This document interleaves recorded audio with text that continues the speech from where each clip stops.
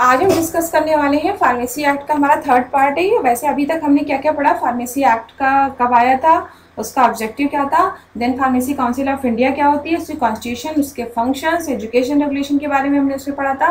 Then हमने registration of pharmacist means pharmacist का registration कैसे होता है, कौन करता है, स्टेट फार्मेसी काउंसिल के फंक्शंस पढ़े थे, फर्स्ट रजिस्टर क्या होता है, सब्सिक्वेंट रजिस्टर क्या होता है, ये सब चीज़ें हम अपने पुरानी वीडियोज़ में डिस्कस कर चुके हैं।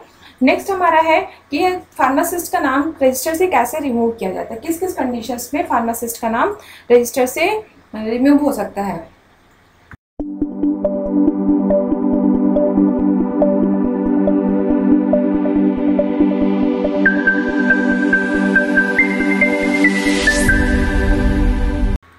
इसमें पहला है कि in these criteria pharmacist name is remove. कुछ ये जो हम क्राइटेरिया बता रहे हैं, अगर ये ऐसे क्राइटेरिया हैं तो फार्मासिस्ट का नाम रिमूव हो सकता है। If his or her name entered in the register of pharmacist due to error or due to misrepresentation of facts or due to suppression of facts. अगर फार्मासिस्ट का नाम किसी भी फार्मासिस्ट के द्वारा किसी भी, अगर उसको डिग्री या जो भी उसकी जो भी चीज जो उसको डॉक्यूमेंट्स दिखाने थे उसका मिस प्रेजेंटेशन किया गया है, या किसी बात को दबाया गया है, किसी सप्रेस किया गया किसी फैक्ट को, तो उस कंडीशन में अगर वो बात ओपन होती है बाद में, तो उस कंडीशन में क्या हो सकता है, फार्मासिस्ट का नाम रजिस्टर से रिमूव हो सकता है। नेक्स्ट कंडीशन है हमारा, if pharmacist has been convicted offences and state pharmacy council has opinion that this person is not fit for the profession of pharmacy, in that condition state pharmacy council cancel or remove her name from the register। अगर state pharmacy council को अगर ये अपना ऐसा opinion देती है कि उस फार्मासिस्ट ने कोई ऐसी गलती की है जो फार्मेसी के प्रोफेशन में फिट नहीं है, उस कंडीशन में भी फार्मासिस्ट का नाम रजिस्टर से रिमूव हो सकता है।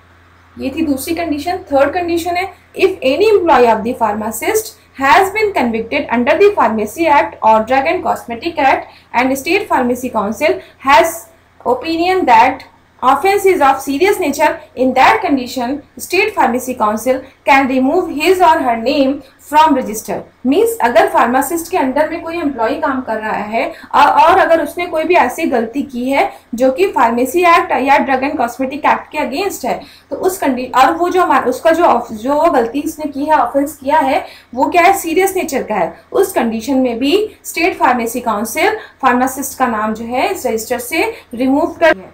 अब ऑफेंस इस भी कंडीशन में अगर कुछ चीजें प्रूफ हो जाती हैं तब फार्मासिस्ट का नाम रिमूव किया जाता है। Offence was initiated by the pharmacist himself and continued by the employ. Means जो भी ऑफेंस या जो भी गलती है वो फार्मासिस्ट ने इनिशिएट की थी और उसको कंटिन्यू किसने किया है, एम्प्लॉय ने। अगर ये बात प्रूफ हो जाती है तो फार्मासिस्ट का नाम रिमूव होगा। दूसरा कंडीशन ये है कि employ of pharmacist continued offence and he repeated the same offence within 12 month. Means अगर कोई ऑफेंस उसका पकड़ा गया और उसको प्रूव कर दिया गया कि नहीं ऐसा नहीं है, लेकिन उसके एम्प्लॉय ने फिर से वो गलती रिपीट की विद इन 12 मंथ, तब क्या हो सकता है, उसका नाम रिमूव हो सकता है फार्मासिस्ट का।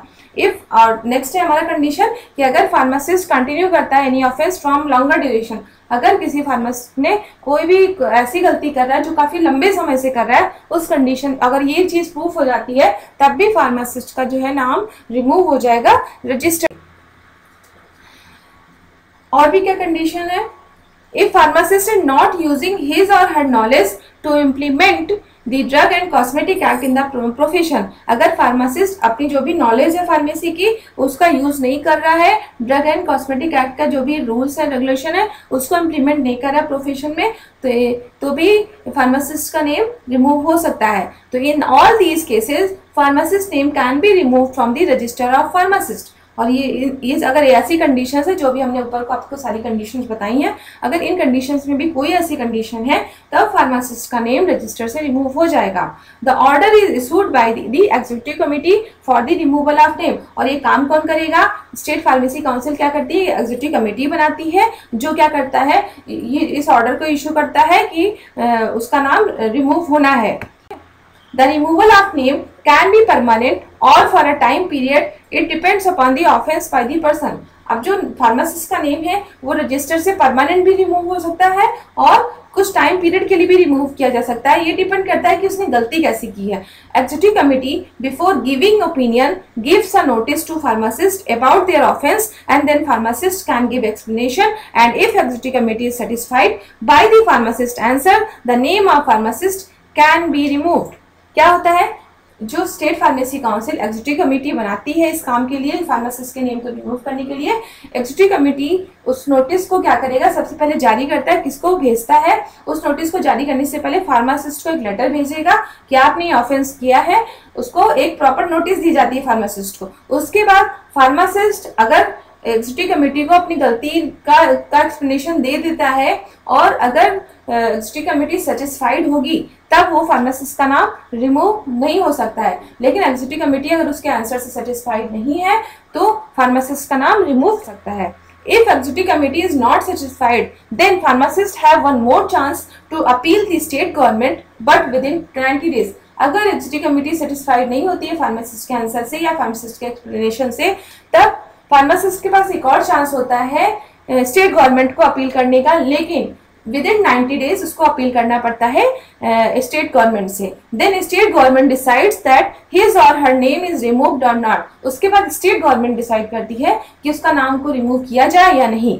The state government decision will be final. State government का जो भी डिसीजन होता है वो क्या होता है, फाइनल होता है। After 3 month the name of pharmacist is remove from the register. और स्टेट गवर्नमेंट ने अगर ये डिसाइड कर दिया कि फार्मासिस्ट का नाम वहां से रिमूव होगा रजिस्टर से, तब 3 महीने के बाद फार्मासिस्ट को का नाम वहां से रिमूव कर दिया जाता है। एक तरह से 3 महीने का उसको ग्रेस पीरियड दिया जाता है ताकि वो फार्मेसी के प्रोफेशन को के अलावा कोई दूसरा प्रोफेशन चुन सके, और 3 महीने के बाद वो फार्मेसी के प्रोफेशन से उसको हटा दिया जाता है।